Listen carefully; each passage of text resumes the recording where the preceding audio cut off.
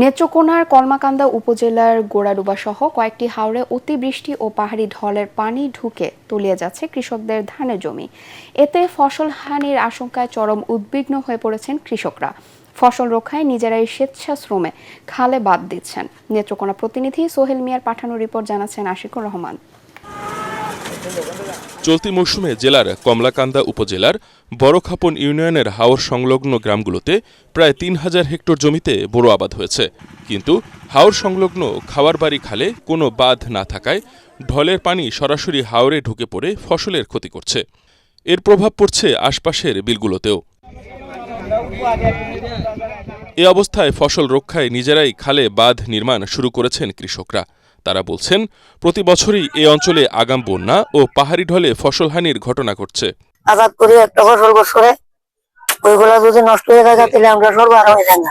উজানের পানি আইসা আমাদের জমি তলে যায়, এই জন্য আমরা বেড়িবাঁধ দিচ্ছি। বৃষ্টির পানিতে যে তলে গেছে এই ফসল তোলার জন্য আমরা নিজেরা উদ্যোগ নিয়ে আমরা এই বেড়িবাঁধটা দিতেছি। এই বাটার কাছে লোক হইলো প্রায় ৭০,০০০-এর মতো হবে। দুইটা ইউনিয়নের লোকই বানতে।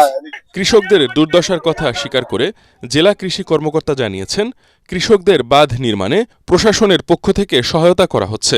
প্রতি বছরই এটা তৈরি এবং ভেঙে দেওয়া হয়, পানি বের করার জন্য ভেঙে দেওয়া হয় এবং পানি আটকানোর জন্য আমাদের কিন্তু এটা তৈরি করা হয়। এইটা আমাদের এখন ওই কাজটা একটু লেট হয়েছিল, যার কারণে আমাদের এই কাজটা এখন চলমান আছে। বাঁধ নির্মাণ কাজ পরিদর্শনে গিয়ে স্থানীয় সংসদ সদস্য ও deputy speaker barrister Kaisar Kamal কৃষকদের সহযোগিতার আশ্বাস দিয়েছেন।